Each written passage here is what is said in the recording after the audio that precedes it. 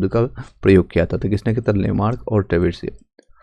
मैंने बताया भी था आपको लूसेंट जब मैं आपको कंप्लीट करा रहा था। यहाँ से देख सकते हैं, यहाँ सेम चीज़ यहाँ पर भी लिखा गया, ये देख सकते हैं। विज्ञान की हो सके जिसके अंतर्गत जीवधारियों का अध्ययन करते हैं। बायोलॉजी का मैंने बताया जीवन का अध्ययन कहलाता है, और सर्वप्रथम लेमार्क और ट्रेवेसिए ने किया था। दोनों को रिलेट कर सकते हैं। जीव विज्ञान की शाखा एवं उपशाखाएं क्या क्या होता है? जैसे जूलॉजी, ये विभिन्न प्रकार के जंतुओं का विस्तृत अध्ययन करते हैं। बॉटनी आपका जो होता है विभिन्न प्रकार के पादपों और उनके क्रियाकलापों का अध्ययन किया जाता है।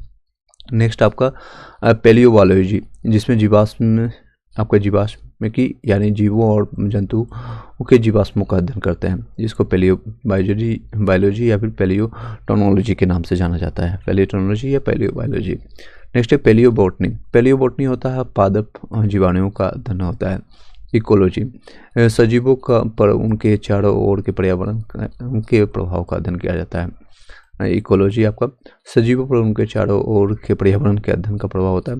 जेनेटिक्स, जीवों के आनुवंशिक लक्षणों तथा उनकी वंशागति का अध्ययन करना। जेनेटिक्स आपका होता है जीवों के आनुवंशिक लक्षणों और उनकी वंशागति का अध्ययन। फिजियोलॉजी, शरीर के बीच कनेक्ट कर सकें। चलिए, बायोनिक्स क्या होता है? जैविक जगत के गुणों सिद्धांतों के प्रयोग द्वारा आधुनिक उपकरणों और अभियांत्रिकी यानी मैकेनिकल तंत्रों का जो है निर्माण करना, ये आपको बायो कहलाता है बायोनिक्स के रूप में। नेक्स्ट है बायोनोमिक्स। बायोनोमिक्स होता है जीवधारियों को उनके वातावरण के संबंध का अध्ययन करना। क्वेश्चन भी करेंगे, डोंट वरी, आप ही जितने भी चीज़ें हैं इससे संबंधित क्वेश्चन बनता है तो याद रखिएगा। क्वेश्चन भी करेंगे। चलिए, आवाज़ ठीक जा रहा है। चलिए, माइकोलॉजी यानी मनुष्य की पेशियों का अध्ययन करना माइकोलॉजी कहलाता है। मेमोलॉजी आपका जो होता है आपका जो होता है स्तनधारी जंतुओं का अध्ययन करना। नेक्स्ट है बायोनोमी। बायोनोमी आपका जीवन के नियमों से संबंधित है। नोमी मतलब नियम कुछ ना कुछ होगा, तो जीवन के नियमों से संबंधित अध्ययन करना बायोनोमी, याद रखिए। बायोमेट्री आपका गणित एवं सांख्यिकी की तकनीकों के द्वारा जीव विज्ञान का अध्ययन करना है, इसको बायोमेट्रिक कहते हैं। बायोमेट्रिक किसको कहते हैं आप लोग बताइएगा, साथ ही साथ कमेंट करते जाइएगा। जितने भी लोग अभी कनेक्टेड हो रहे हैं व्हाट्सअप और टेलीग्राम ग्रुप में शेयर कर दीजिएगा। पीडीएफ नोट्स ये आपको प्राप्त करने के लिए आप हमें टेलीग्राम ग्रुप में जुड़ जाइएगा, वहाँ पर आपको मिल जाएगा। फाइल सेक्शन में सारे पीडीएफ नोट्स यहाँ पर पड़े हुए हैं। नेक्स्ट है बायोमेट्रिक क्या होता है? गणित और सांख्यिकी की तकनीकी द्वारा इसका जीव विज्ञान का अध्ययन करना। नेक्स्ट है फ्रेनोलॉजी। फ्रेनोलॉजी मस्तिष्क के विभिन्न भागों के क्रियाशीलता तथा विचिन्नता का अध्ययन करना आपका कहलाता है, फ्रियोलॉजी के नाम से जानते हैं। फ्रियोलॉजी आपका क्या होता है? मस्तिष्क के विभिन्न क्रियाकलापों के अध्ययन को आपको फ्रियोलॉजी के रूप में जानते हैं।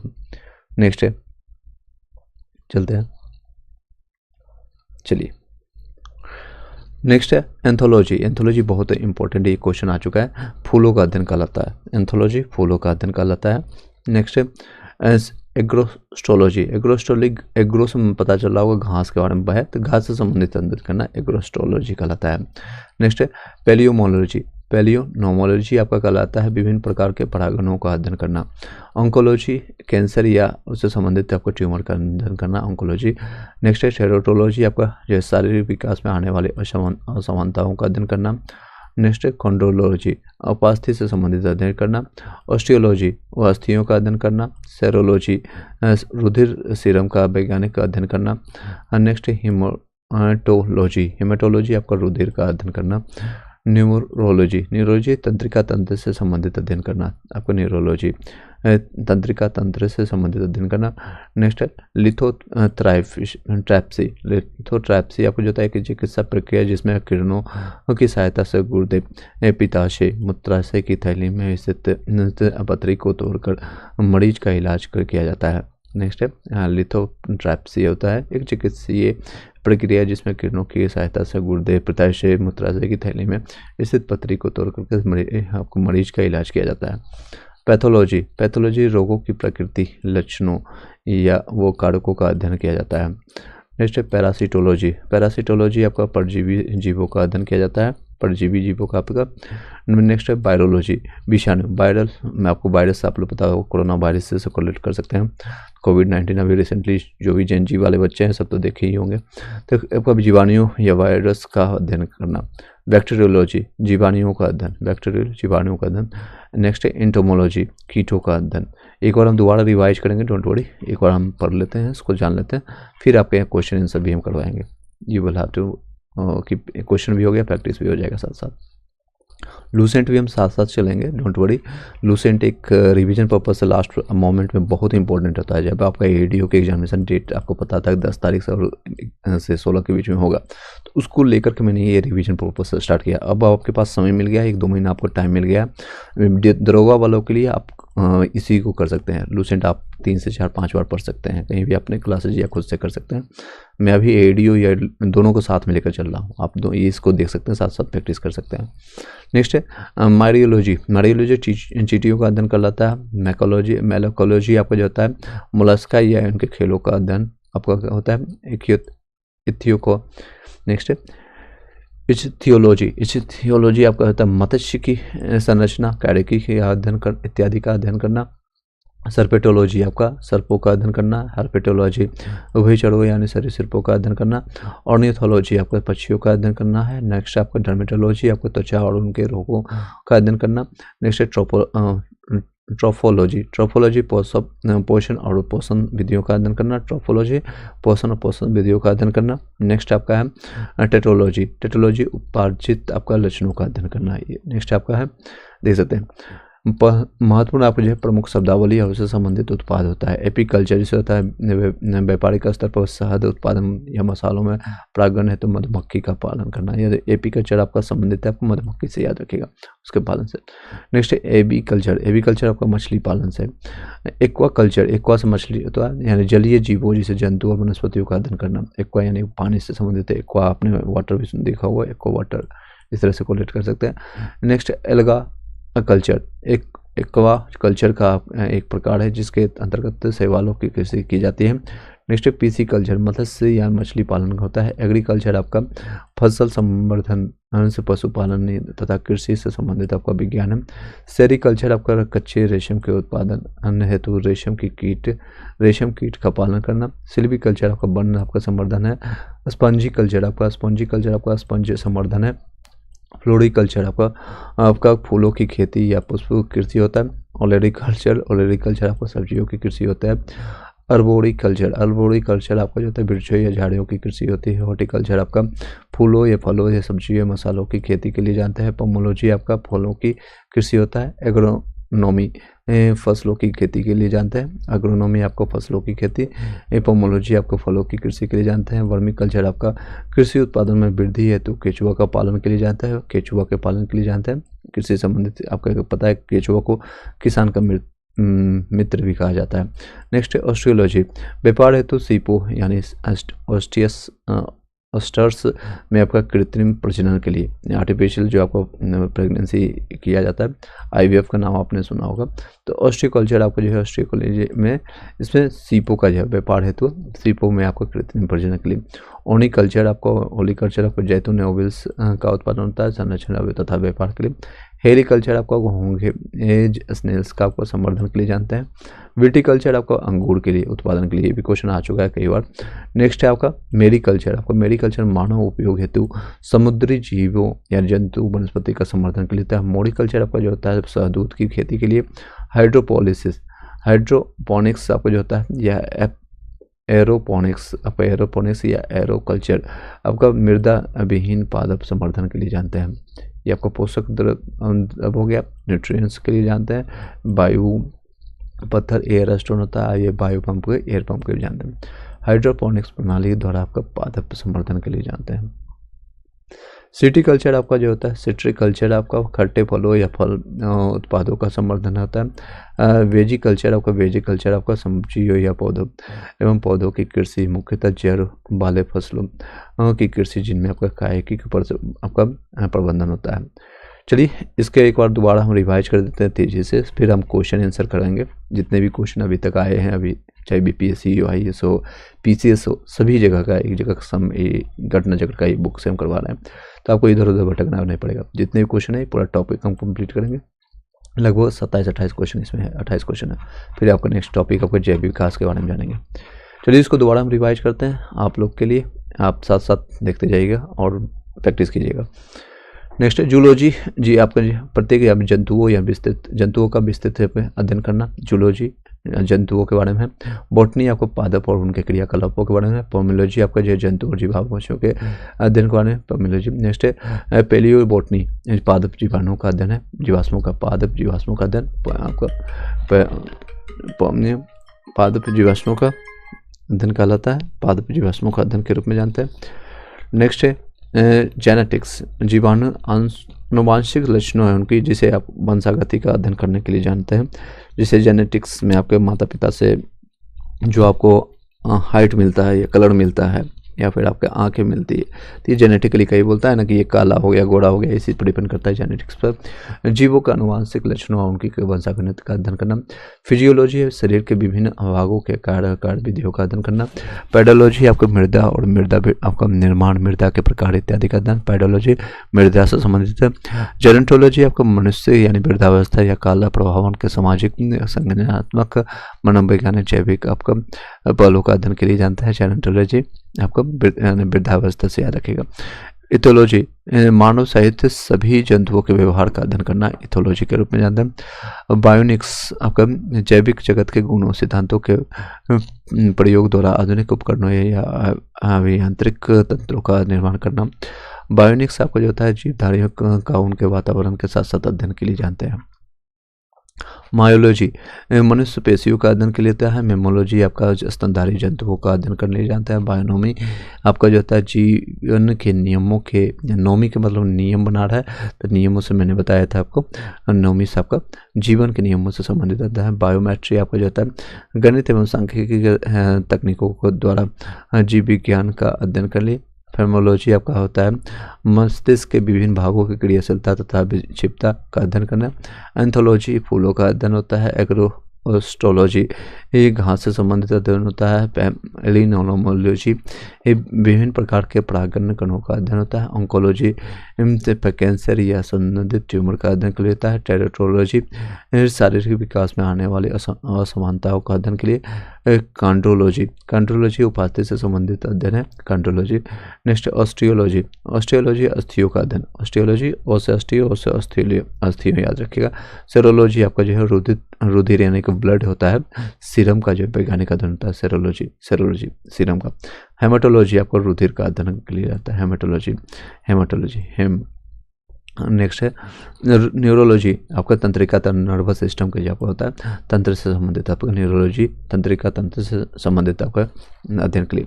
नेक्स्ट है लिथोट्रैप्सी होता है एक चिकित्सा प्रक्रिया जिसमें किरणों की सहायता से गुर्दे, पित्ताशय, मूत्राशय की थैली में स्थिर पथरी को तोड़ करके मरीज को इलाज करते हैं।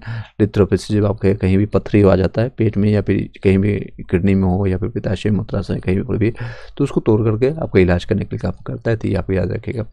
स्टोन आजकल के समय में बहुत सारे लोग को हो रहा है, चाहे वो मेल हो या फीमेल हो, चाहे मसाला खाते हो ना खाते हो उससे फर्क नहीं पड़ता है, बहुत सारे लोग को ऐसा होने की संभावना देखने को मिलता है। नेक्स्ट है पैथोलॉजी, रोगों की प्रकृति, लक्षणों या कारकों का अध्ययन करना। पैरासिटोलॉजी, पैरासीटामोल एक आप खाते हैं तो परजीवियों का अध्ययन करना, परजीवी जो है कीटाणु का। वायरोलॉजी विषाणु या अपने वायरस का अध्ययन करना। बैक्टीरियोलॉजी जीवाणुओं का अध्ययन। एंटियोमोलॉजी कीटों का अध्ययन। नेक्स्ट है मिरमेकोलॉजी चीटियों का अध्ययन। मिरमेकोलॉजी इसमें फॉर्मिक एसिड पाया जाता है। मेलेकोलॉजी आपको मोलस्का और इनके जो है खोलों का अध्ययन करता है। इथियोलॉजी आपको मत्स्य की संरचना और कार्य की इत्यादि का अध्ययन करना। सर्पेटोलॉजी आपका सर्पों का अध्ययन होता है। हर्पेटोलॉजी आपको भैचरों एवं सरीसृपों का अध्ययन के लिए। ऑर्निथोलॉजी आपको पक्षियों का अध्ययन के लिए। डर्मेटोलॉजी आपको त्वचा एवं उनके रोगों का अध्ययन करने के लिए। ट्रोपोलॉजी पोषण एवं पोषण विधियों का अध्ययन। टेटोलॉजी आपका पार्जित लक्षणों का अध्ययन के लिए जानते हैं। एपीकल्चर मैंने बताया था मधुमक्खी से संबंधित है। एपीकल्चर आपका जो है पक्षी पालन से है। एक्वा आपका मैंने जलीय जीवों से है संबंधित। आपका एक्वा अलगा कल्चर आपका जो होता है एक्वा कल्चर अलग का एक प्रकार है जिसके अंतर्गत शैवालों की कृषि की जाती है। पीसी मैंने बताया था, पीसी कल्चर आपको मत्स्य या मछली से संबंधित है। एग्रीकल्चर आपको फसल या पशुपालन कृषि से संबंधित आपका है विज्ञान। सेरिकल्चर कच्चे रेशम के उत्पादन हेतु आपका रेशम का कीट का पालन होता है। सिल्वीकल्चर वन संवर्धन के लिए। स्पॉन्जी कल्चर आपका स्पंज संवर्धन होता है। ओलेरिकल्चर आपका सब्जियों की कृषि के लिए। अर्बोरिकल्चर आपको वृक्षों या झाड़ियों की कृषि के लिए जानते हैं। हॉर्टिकल्चर आपका पुष्पों फूलों सब्जियों मसालों की खेती के लिए। पोमोलॉजी फलों की कृषि के लिए। एग्रोनॉमी फसलों की खेती के लिए। एग्रो मतलब फसल याद रखिएगा, पोमो मतलब फल। बर्मी कल्चर आपका कृषि उत्पादन में वृद्धि हेतु केचुआ का बर्मी कल्चर पालन, केचुआ के लिए उत्पादन हेतु आप लोग कृषि की वृद्धि के लिए हम केचुआ के आपको जो किसान मिलते हैं, मैंने बताया भी था आपको।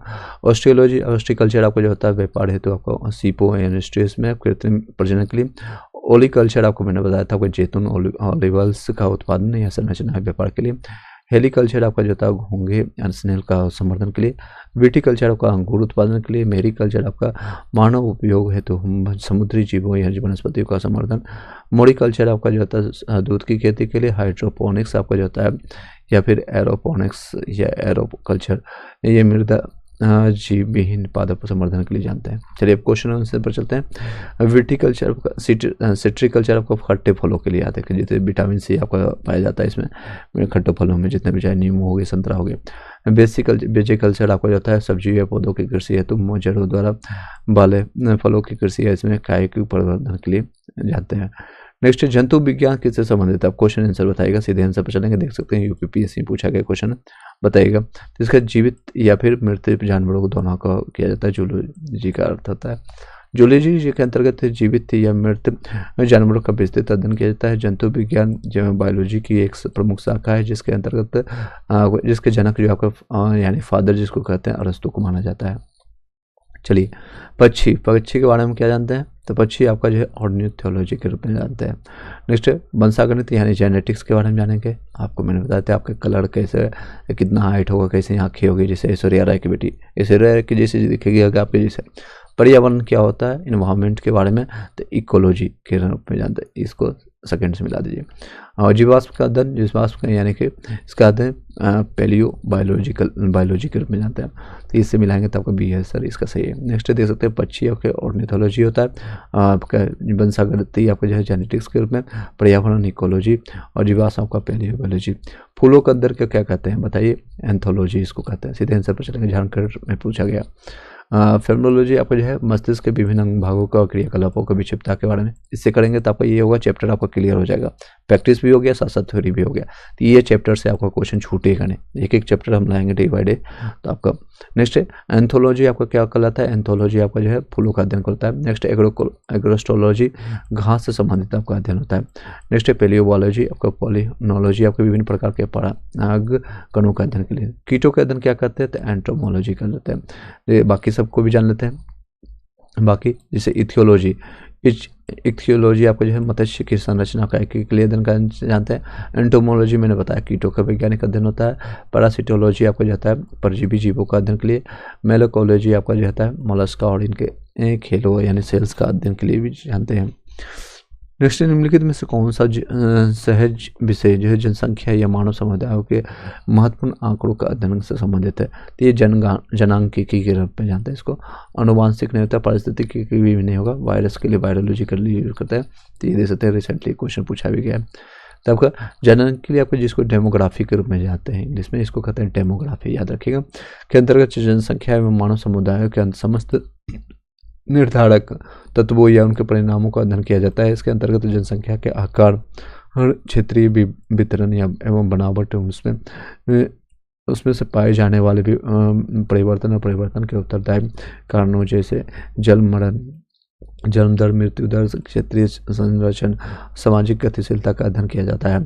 इसके अंतर्गत जनसंख्या के गुणात्मक और परिणात्मक दोनों ही पक्षों का अध्ययन और विश्लेषण किया जाता है। नेक्स्ट है आपका विभिन्न सांस्कृतिक कीओं के वैज्ञानिक विवरण के तुलनात्मक अध्ययन को क्या कहते हैं? तो इथनोलॉजी के रूप में जानते हैं। विभिन्न संस्कृतियों के वैज्ञानिक विवरण के आपको तुलनात्मक अध्ययन को क्या कहते हैं? इथनोलॉजी के रूप में इसको जानते हैं। क्या जानते हैं? इथनोलॉजी के रूप में। चलिए इसके विस्तार से जानते हैं। इथनोलॉजी आपको जो है, इथनोलॉजी आपको विभिन्न संस्कृतियों के वैज्ञानिक विवरणों के तुलनात्मक अध्ययन होता है। नेक्स्ट है इथनोलॉजी। इथनोलॉजी ग्राफी के ग्राफी इसमें लगा होता है, विशिष्ट संस्कृति, आपका किसी विशिष्ट संस्कृति के बारे में अध्ययन के लिए जानते हैं। इथियोलॉजी आपको जो होता है, मानव सहित के सभी जंतुओं के व्यवहार का अध्ययन किया जाता है।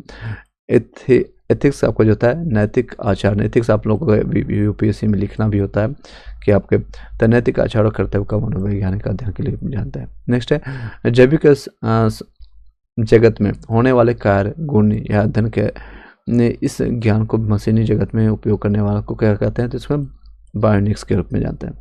क्या कहते हैं? बायोनिक्स के रूप में जानते हैं। बायोनिक्स, बाकी हम ऑप्शंस को भी जान लेते हैं। बायोनिक्स होता है, बायोमेट्री हो गया, बायोनोमी हो गया। इस सारे को हम एक एक करके विस्तार से जानते हैं। जैसे बायोनिक्स होता है, क्या होता है? जैविक जगत में होने वाले कार्य या गुण पद्धति का अध्ययन या एवं अजैव तंत्र का इसका होता है, इसका प्रयोग। बायोनिक्स आपका होता है, बायोनिक्स जीवधारियों का उनके वातावरण के साथ संबंध अध्ययन होता है। बायोनोमी क्या होता है? जीवन के नियम, यानी कि लॉ नोमी, मैंने बताया था नोमी के बारे में, तो आपका लॉ ऑफ लॉज या फिर कहते हैं जीवन के नियम का अध्ययन करना। बायोमेट्री आपका क्या होता है? गणित एवं सांख्यिकी तकनीक के द्वारा जीव विज्ञान का अध्ययन के लिए जानते हैं। नेक्स्ट चलते हैं पैलियो, वो वनस्पति के अंतर्गत अध्ययन करते हैं। किसको करते हैं? तो जंतु शिवाल का या फिर शैवाल का, जंतु जीवाश्म का या फफूंद का, इनमें से कोई नहीं। तो इसका सही जवाब होगा इनमें से कोई नहीं, क्योंकि पैलियो वनस्पति में हम क्या करते हैं? तो पादप का यूज करते हैं। यहाँ पर पादप का कोई यूज नहीं, प्लांट के बारे में तो आपका करते हैं, प्लांट से संबंधित होता है, तो इसका प्लांट से होगा। तो पैलियो वनस्पति आपका पैलियो बॉटनी जो होता है के अंतर्गत पादप जीवाश्म यानी फॉसिल प्लांट्स का अध्ययन करते हैं, जो कि लाखों वर्ष पूर्व बर्फ, मिट्टी इत्यादि के नीचे किसी प्राकृतिक घटना के कारण दब गए थे, जिन उनकी जो है छाप पत्थरों की चट्टानों में प्राप्त होती है। जीवाश्मों से जैव विकास के वास्तविक और ठोस प्रमाण मिलते हैं। प्रोफेसर जैकब बिरबल साहनी को भारतीय जीवाश्म वनस्पति विज्ञान का जनक यानी फादर ऑफ इंडियन आपको पैलियो बॉटनी कहा गया है। रेशम कीट पालन को क्या कहते हैं? तो सेरिकल्चर के रूप में जानते हैं। चलिए इसके और विस्तार से जान लेते हैं। एपीकल्चर आपका क्या होता है? तो आपका व्यवहारिक स्तर पर शहद उत्पादन, फसलों में आपको पर्यावरण हेतु मधुमक्खी पालन के लिए जानते हैं एपीकल्चर। हॉर्टिकल्चर आपको पुष्प फल जो है दोनों पौधों को अध्ययन के लिए जाते हैं हॉर्टिकल्चर। सेरिकल्चर आपका जो होता है कच्चे रेशम के उत्पादन हेतु रेशम कीट का पालन के लिए। फ्लोरिकल्चर आपका सजावट के लिए काम आने वाले फूल पुष्पों का यूज करते हैं। तो फ्लोरिकल्चर आप लोग देखते हो शादी ब्याह में इसका यूज होता है, तो इसमें ज़्यादातर पुष्पों का यूज होता है। मधुमक्खी का उपयोग किया जाता है एपीकल्चर में। कहाँ पर किया जाता है? एपीकल्चर में किया जाता है। नेक्स्ट है, बाकी व्याख्या आप ऊपर में देखते चले जाएंगे, सीधे आप क्वेश्चन आंसर करेंगे। कौन सा सम्मिलित नहीं है? फूलों के अध्ययन फ्लोरिकल्चर अभी मैंने बताया सही है। फसलों के अध्ययन आपका एग्रोनॉमी, ये भी सही है। फलों की खेती आपका पोमोलॉजी कहलाता है। सब्जियों की खेती आपका क्या कहलाता है? इसको हॉर्टिकल्चर नहीं कहते हैं, बल्कि एक विशेष पद्धति जिसके तहत आपका फलों की कृषि की जाती है, पोमोलॉजी इसका होगा। इसका याद रखिएगा, एक विशेष प्रकार की कृषि होती है जिसके तहत आपको फलों की कृषि, सब्जी यानी की कृषि तथा फूलों की कृषि आती है। प्रश्न में 1 और 3 आपको फूलों की और फलों की खेती के क्रम से आपको फ्लोरिकल्चर और पोमोलॉजी कहते हैं। यानी फूलों की खेती के लिए फ्लोरिकल्चर और फलों की खेती के लिए पोमोलॉजी का नाम दिया जाता है। आपका सी के अंतर्गत जो होता है आपका नामकरण जो हॉर्टिकल्चर दिया गया है, जिसके बेहद श्रेणी जो है आपका शब्दावली है, मतलब कि इसकी बृहत श्रेणी की शब्दावली होती है। हाँ, सब्जियों की खेती के लिए विशिष्ट शब्दावली जो है क्या कहते हैं? उसको ओलेरिकल्चर कहते हैं सब्जियों के लिए। नेक्स्ट, यदि सभी नामकरण जो है विशिष्ट शब्दावली के रूप में सही मायने जाए तो आपका सही ये सुनिश्चित नहीं है। बाकी सब चीज़ें देख लीजिएगा, ये सब मैंने बता ही दिया। नेक्स्ट क्वेश्चन पर चलते हैं। सब्जी के लिए काम आने वाले पौधों को अध्ययन को क्या कहते हैं? बताइएगा, कमेंट बॉक्स में बताते जाइएगा। सब्जी के लिए पोमोलॉजी, फ्लोरिकल्चर आपको फलों के लिए करते हैं, पोमोलॉजी मैंने बताया अभी। नेक्स्ट है ऑरेलिकल्चर, इसका आंसर होगा। हॉर्टिकल्चर मैंने बोला विस्तृत, अगर कोई विशेष श्रृंखला के लिए करते हैं। नेक्स्ट कौन सा सही नहीं है ये बताना है, ये याद रखिएगा इस तरह से। एपीकल्चर क्या होता है, शहद की मक्खी के लिए, बिल्कुल ये सही। सेरिकल्चर आपका सिल्क वर्म के लिए, आपका हॉर्टिकल्चर फूल के लिए, विस्तृत के लिए यूज करते हैं। और पिसिकल्चर आपका लाख का कीड़ा के लिए नहीं, पिसिकल्चर आपका मछली पालन के लिए करते हैं, तो ये गलत है आपका, ये आपका गलत नहीं, ये मछली याद रखेगा, इसमें आपका मछली याद रखेगा, यहाँ दिया हुआ पिसिकल्चर आपका मछली पालन से संबंधित है। नेक्स्ट क्वेश्चन आपका, कौन सा जोड़ी आपका समेकित है, शब्द और अर्थ जो है सब समान है। नेक्स्ट है लेक्सिकोग्राफी, शब्दकोश का संकलन के रूप में जानते हैं, ये बिल्कुल सही है। नेक्स्ट है फिलोलॉजी, नहीं ये बातें गलत है, बाकी सिर्फ ये सही है, बाकी यहाँ पर गलत है, मैं आपको बता देता हूँ यहाँ पर। लेक्सिकोग्राफी आपको शब्द कोश का संकलन या फिर संयोजन के रूप में जानते हैं। फिलोलॉजी आपको जो है भाषा की संरचना या फिर एवं विकास एवं इतिहास का अध्ययन के लिए जानते हैं, फिलोलॉजी कहते हैं। फिलोसोफर बन गया तो क्या। एंटोमोलॉजी कीटों का अध्ययन के लिए जानते हैं। आइकोनोग्राफी प्रतिमा या फिर चित्रकला का अध्ययन के लिए जाता है। नेक्स्ट लेक्सिकोग्राफी का संबंध है शब्दकोश की संरचना से है, आपका शब्दकोश की संरचना से। विटिकल्चर किससे संबंधित आपका उत्पादित होता है, विटिकल्चर आपको मैंने बताया अंगूर से संबंधित है। अब केचुआ को जो है किसान का मित्र कहा जाता है। चलिए नेक्स्ट है आपका विटिकल्चर का अंगूर के उत्पादन और उसके अध्ययन से संबंधित विज्ञान की शाखा है। कीट संवर्धन किससे है, तो कीटों की वृद्धि का आपका विज्ञान है। जंतु का नहीं होगा, मछली का नहीं, पीछे गलत है, कीटों का भी नहीं, तो आपका कीटों की वृद्धि से संबंधित है। ये आसान सा क्वेश्चन है, ये देख सकते हैं बीपीएससी में क्वेश्चन पूछा गया है 2015 में। कीट संवर्धन यानी कि जैसे केचुआ की वृद्धि के लिए विज्ञान कहा जाता है, कि विज्ञान कहा जाता है। केचुआ कीटों का मृत भूमि की आंत कहा जाता है। केचुआ खाद या वर्मी कंपोस्ट पोषक पदार्थों से भरपूर एक उत्तम जैव उर्वरक है। वर्मी कल्चर में प्रयुक्त वर्म होता है, क्या होता है, अर्थवर्म होता है। वर्मी कंपोस्ट को वर्मी कल्चर केचुआ पालन भी कहते हैं। केचुआ यानी अर्थवर्म्स के मल से तैयार खाद की वर्मी कंपोस्ट कहा जाता है, यानी उसके मल मूत्र से निकलता है, मल से। नेक्स्ट है जेरेंटोलॉजी किसकी अध्ययन से संबंधित है आपका, तो वृद्धा से, अभी मैंने बताया था, ये 3-4 बार हो चुका है। जेरेंटोलॉजी यानी कि एक जीव विज्ञान की वो उपशाखा है जिसका संबंध आपका वृद्ध व्यक्तियों से है। वृद्धावस्था में मांसपेशियां स्थिर हो जाती है और शरीर के अंग युवावस्था की तरह कार्य नहीं कर पाते हैं।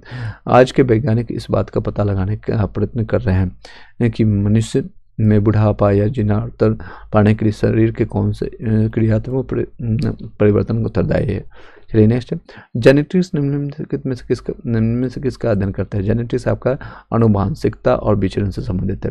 जेनेटिक्स और आनुवांशिकता जीव विज्ञान को शाखा जिसके अंतर्गत जीवधारियों के आनुवांशिक लक्षणों और इसकी वंशागुणित और विचरण यानी वेरिएशन का अध्ययन किया जाता है। चलिए नेक्स्ट है आपका वृद्धावस्था या काल प्रभावन के विषय में ज्ञान प्राप्त किसके द्वारा विधि द्वारा किया जाता है। ऑन्कोलॉजी या फिर जेरोंटोलॉजी, ये आपका सही है। टेरेटोलॉजी नहीं और ऑर्निथोलॉजी भी नहीं, इसका बी आंसर है। जेरोंटोलॉजी आपका जो है वृद्धावस्था या काल प्रभावन के सामाजिक मैंने 2-3 बार बता दिया, बाकी देख लीजिए। देखिए जिसके अंतर्गत नेक्स्ट है ऑन्कोलॉजी, चिकित्सा विज्ञान के वो शाखा जिसके अंतर्गत कैंसर से संबंधित ट्यूमर का पता किया जाता है। टेरेटोलॉजी शारीरिक विकास में आने वाली असमानता का अध्ययन है। ऑर्निथोलॉजी जंतु विज्ञान की वह शाखा जिसके अंतर्गत पक्षियों का अध्ययन किया जाता है, याद रखिएगा। नेक्स्ट आपका क्वेश्चन है जीर्ण यानी वृद्ध होने की प्रक्रिया के अध्ययन को क्या कहते हैं, तो वृद्ध होने का आपको जेरोंटोलॉजी कहता है। रिपीटेड क्वेश्चन देख सकते हैं कहाँ क्वेश्चन पूछा गया। पेडोलॉजी जो है निम्न वैज्ञानिक अध्ययन किससे संबंधित है आपका, तो मिट्टी, पैडो याद रखिएगा, पैडो से संबंधित आपको मिट्टी से है। पेडोलॉजी आपका जो है के अंतर्गत मृदा यानी मिट्टी को मृदा कहते हैं। निर्माण है आपके फॉर्मेशन ऑफ सॉइल के लिए, मृदा के प्रकार इत्यादि का अध्ययन करते हैं। मृदा एक भौतिक घटक यानी फिजिकल फैक्टर जिससे आपके हरे पौधे कच्चे पदार्थ के रूप में जलन और जल एवं खनिज लवण यानी मिनरल्स प्राप्त करते हैं। मिट्टी भौतिक चट्टान के अपक्षय यानी वेदनी से निर्मित होती है। अस्थियों का अध्ययन विज्ञान की किस शाखा के अंतर्गत किया जाता है, तो बताइएगा ऑस्टियोलॉजी के रूप में जानते हैं इसको। ऑस्टियोलॉजी आपको जो होता है अस्थियों का अध्ययन या फिर बोन्स का अध्ययन के लिए जानता है। नेक्स्ट ओडोलॉजी ये पर्वतों का अध्ययन के लिए जानता है। सेरोलॉजी आपका जो होता है रुधिर आपका सीरम का आपका वैज्ञानिक अध्ययन होता है। जियोलॉजी आपका जो होता है पृथ्वी की आंतरिक संरचना है उसमें पाए जाने वाले पदार्थों का अध्ययन के लिए जानते हैं। चलिए ये सारी चीज़ें, ये सारे इंपॉर्टेंट क्लासेज आपका है और ये हम कंटिन्यू करेंगे पूरा साइंस, साथ साथ आपका हिस्ट्री, पॉलिटी, ज्योग्राफी हम कंटिन्यू कर आपको लेके आएंगे। इकोनॉमिक्स के साथ आपका करंट अफेयर ऑलरेडी मैंने कंप्लीट कराया है, मल्टीपल टाइम आप आगे जा करके देख सकते हैं, आपको दिखा भी देता हूँ। देखिए यहाँ पर सारे आप देखेंगे तो आपका एडिटोरियल भी स्टार्ट हो चुका है, time to time Hindi English में मैंने कंप्लीट कराया, तो वहाँ से भी जा करके देख सकते हैं। चलिए सीधे टाइम वेस्ट करते हुए जिन लोगों को वीडियो नोट्स या प्राप्त करना है तो वो हमें कांटेक्ट कर सकते हैं। हड्डियों की पढ़ाई जो है आपका विज्ञान की किस शाखा के अंतर्गत होती है, तो आपका ऑस्टियोलॉजी से संबंधित ये रिपीटेड क्वेश्चन है, देख सकते हैं बीपीएससी प्री में पूछा गया। सर्पों के विषय में जानकारी प्राप्त करना क्या कहलाता है, आपका सर्पेटोलॉजी कहलाता है। सर्पेटोलॉजी कहता है आपका सर्पों का अध्ययन किया जाता है। हर्पेटोलॉजी आपको जो है देख सकते हैं, हर्पेटोलॉजी जीव विज्ञान की शाखा जिसके अंतर्गत उभयचरों या सरीसृपों का अध्ययन किया जाता है। ऑर्निथोलॉजी आपका जो है अंदर पक्षियों का अध्ययन किया जाता है। इक्थियोलॉजी आपका जो होता है मछलियों का अध्ययन किया जाता है, तो याद रखिएगा। ऑर्निथोलॉजी आपको मैंने बताया आपका किससे संबंधित है, तो ऑर्निथोलॉजी आपको पक्षियों से संबंधित है, मैं आपको शॉर्ट में लिख देता हूँ। इक्थियोलॉजी आपको मछली से है और आपका हर्पेटोलॉजी आपका जो है आपको मैंने बताया आपका जीव विज्ञान को जिसके आपका उभयचर और सरीसृपों के बारे में मिलता है जानकारी, यहाँ देख सकते हैं उभयचर और सरीसृपों। नेक्स्ट है किस में आपका जो है बेमेल है, कौन सा बेमेल है, यानी कि ओड वन जिसको आउट करते हैं, अपने रीजनिंग में देखा हुआ, तो इस तरह से भी क्वेश्चन रीजनिंग में पूछा जाता है।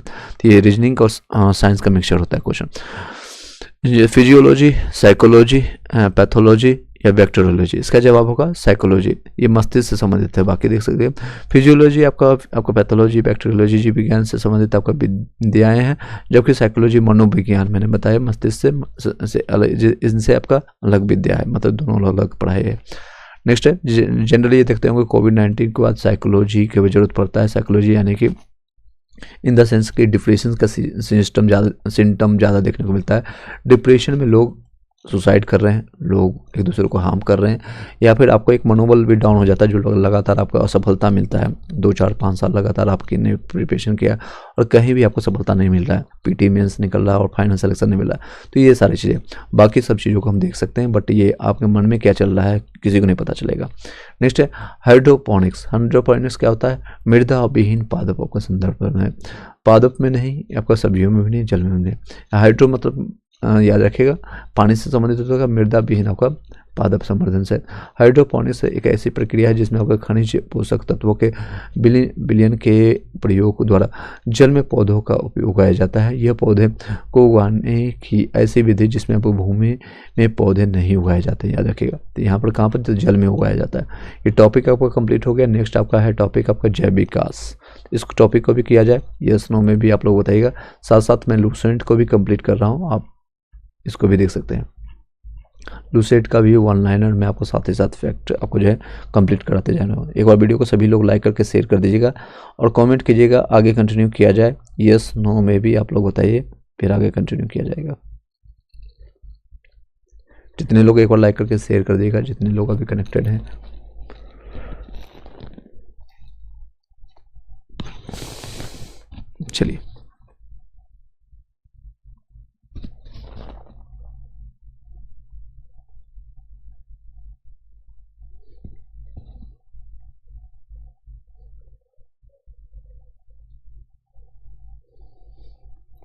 चलिए कुछ लोग आ रहा है रिस्पॉन्स, यस यस।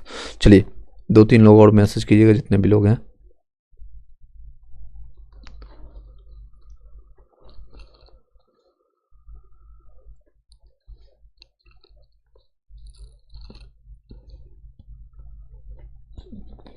चलिए आगे कंटिन्यू करते हैं। नेक्स्ट टॉपिक आपका है और इसमें हम पहले लूसेंट का हम तेज़ी से हम कंप्लीट कर देंगे, ये ऑलरेडी मैंने कंप्लीट करा दिया है, तो आपको नेक्स्ट टॉपिक का हम पढ़ा देते हैं, फिर इसके बाद कंटिन्यू करेंगे। जेनेटिक्स यानी आनुवांशिकता, पहले इसके बारे में हम पढ़ लेंगे, फिर हम उसके बाद हम इस क्वेश्चन को भी करेंगे और इसके भी एक थ्योरी दिया हुआ, साथ साथ आपका क्वेश्चन भी करवाएंगे। तो दोनों पोर्शन आपको 2 से 3 बार रिवाइज होगा। मैं ऑलरेडी मल्टीपल टाइम रिवाइज करके ही पढ़ाता हूँ आप लोग को। वे लक्षण जो पीढ़ी दर पीढ़ी आपका संचारित होता है अनुवांशिक लक्षण कहलाते हैं। अनुवांशिक लक्षणों को के आपका पीढ़ी दर पीढ़ी संरचना की विधि और कारणों के अध्ययन को अनुवांशिक यानी जेनेटिक्स कहते हैं। अनुवांशिकता के बारे में सर्वप्रथम आपको जानकारी ऑस्ट्रेलिया के निवासी आपका ग्रेगरी जोहानस मेंडल ने किया था। किसने किया था? मेंडल ने आपका 1822 से आपका 1884 तक इनका जीवन काल रहा है। इसी कारण में इन्हें आपका जो है अनुवांशिकता का पिता यानी फादर ऑफ जेनेटिक्स कहा जाता है। किसको? तो ग्रेगर आपका जोहानस मेंडल को। और इसने मटर पर जो है आपका पहली बार प्रयोग किया था। डब्ल्यू वाटसन जो आपका 1905 में सर्वप्रथम जेनेटिक्स का उपयोग किया था। यानी जेनेटिक्स का सबसे पहले उपयोग किसने किया था? वाटसन ने, डब्ल्यू वाटसन ने। याद रखिएगा 1905 ईस्वी में। 1905 आपका 1905 में जो आपका हिस्ट्री से भी कोरिलेट कर सकते हैं। जो आपका स्वदेशी आंदोलन हुआ था, क्यों हुआ था? तो बंगाल विभाजन इसमें किया गया था लॉर्ड कर्जन के समय। जोहानसेंस ने आपका 1909 में सर्वप्रथम जीन शब्द का प्रयोग किया था। जीन शब्द का सबसे पहले प्रयोग किसने किया था? जोसे जीन, जोसे जोहानस। याद रखिएगा, याद करने का सिंपल तरीका मैं बताता हूँ। आप उधर बहुत सारे सब्जेक्ट होते हैं। तो जोहानस आपका कब किया था? तो जोसे जोहानस ने आपका जीन शब्द का उपयोग किया था।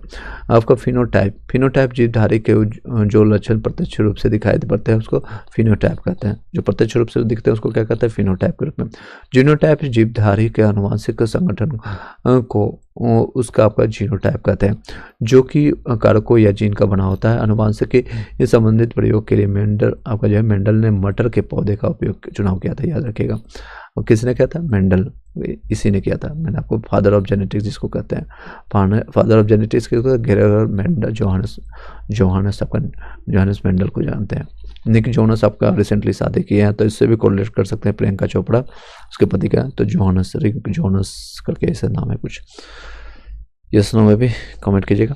चलिए, मेंडल ने पहले एक जोड़ी आपके विपरीत गुणों फिर दो जोड़े विपरीत गुणों के वंशानुगत आपका अध्ययन किया, जिन्हें क्रमशः आपका एक संकरणीय या दो संकरणीय क्रॉस इसको कहते हैं। ये देख सकते हैं एक संकरणीय क्रॉस में जिसमें मोनोहाइड्रेट क्रॉस मेंडल ने एक आपका संकरणीय क्रॉस के लिए लंबे टीटी एक बौने टीटी पौधे के बीच आपको क्रॉस कराया गया।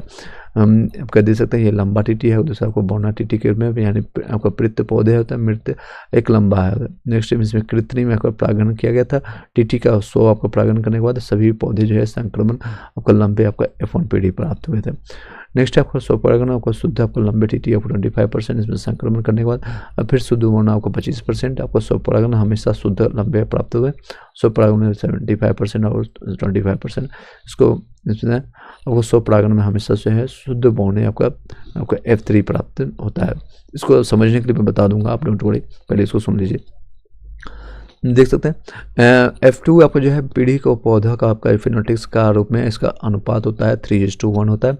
और जीनोटाइप में आपको जो होता है 1:2:1 के रूप में जानते हैं। तो याद रखिएगा, फिनोटाइप में 2 रहेगा 3:1 के रूप में, यानी 75% ये रहेगा और 25% आपका रहता है। इस तरह से ये देख सकते हैं, लंबे वाले 75%, 25% शुद्ध बौना के रूप में रहता है 100 प्रागण में। और नेक्स्ट में आपका जीनोटाइप में आपका 1:2:1 के रूप में रहता है। द्विसंकरीय क्या होता है? डायहाइब्रिड में क्रॉस में मेंडल ने द्विसंकरीय क्रॉस के रूप में गोल और पीले बीज यानी RRYY और एवं हरे एवं आपका झुर्रीदार आपका बीज आपका जो है इससे संबंधित पौधों का आपको क्रॉस कराया। इसमें आपका गोल एवं पीला बीज आपको प्रभावित हुआ, जिसे आपको गोल और पीला जो आपका जैसे रेड और येलो आपको हुआ था।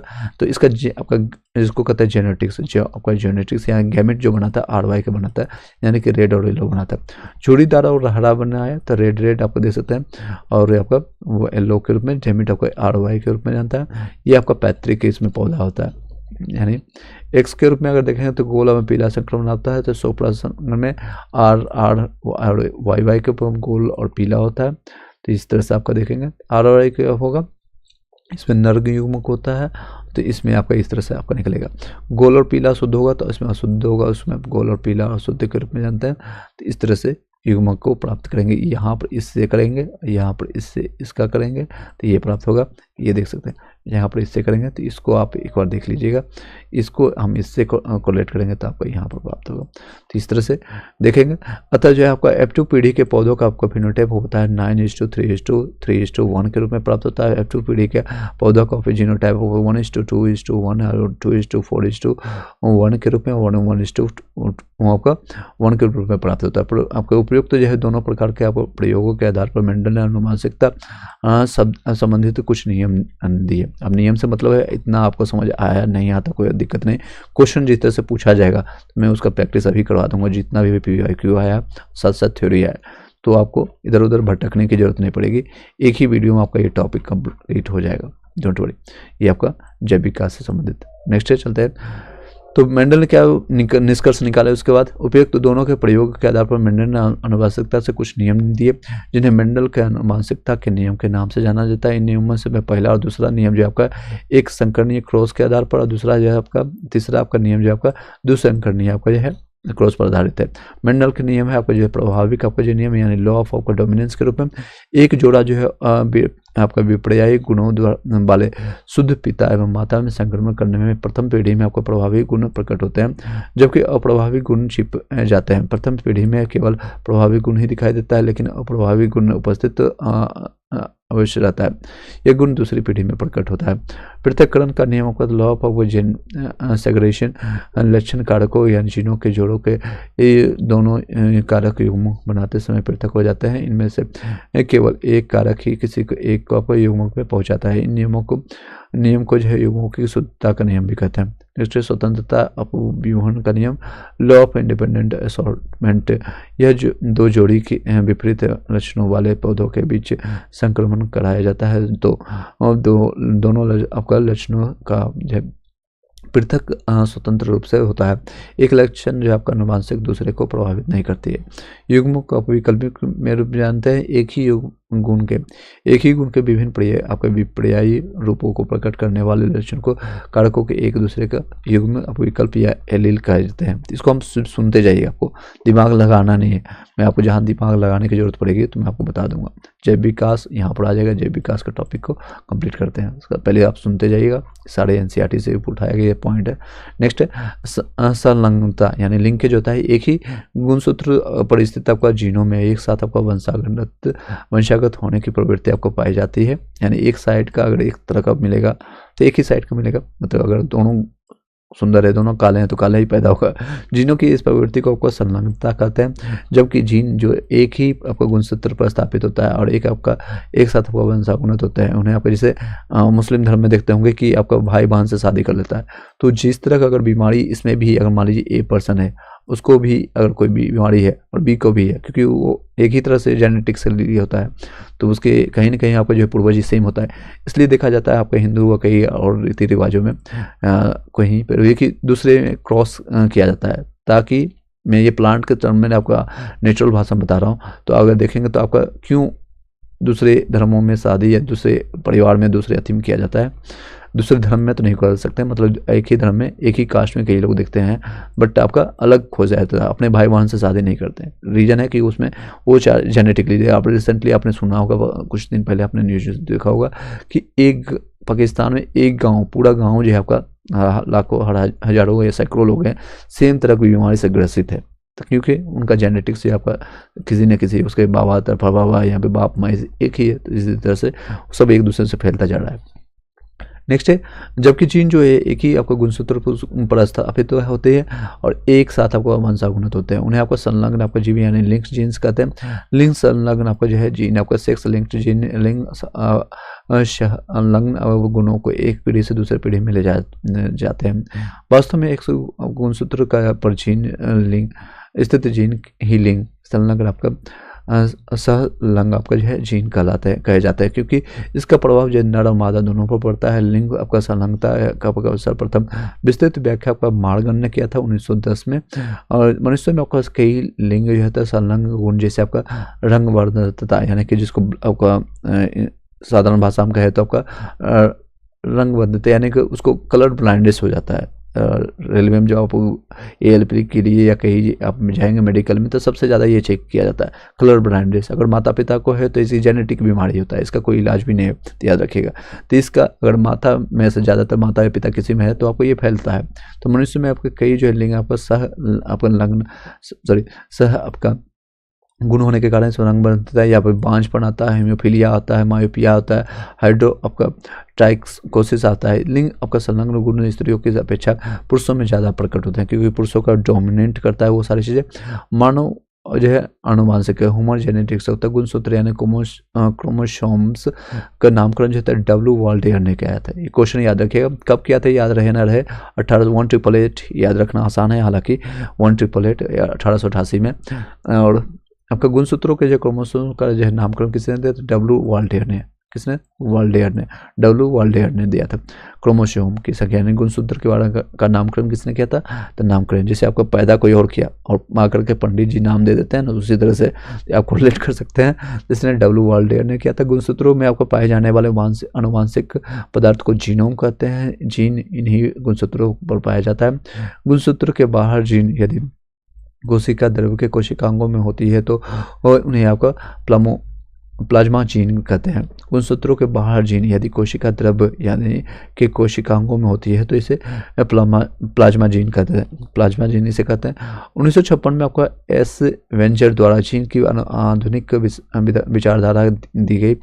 इसके अनुसार जो है जीन के कार्य की इकाई जो होता है सिस्ट्रोम,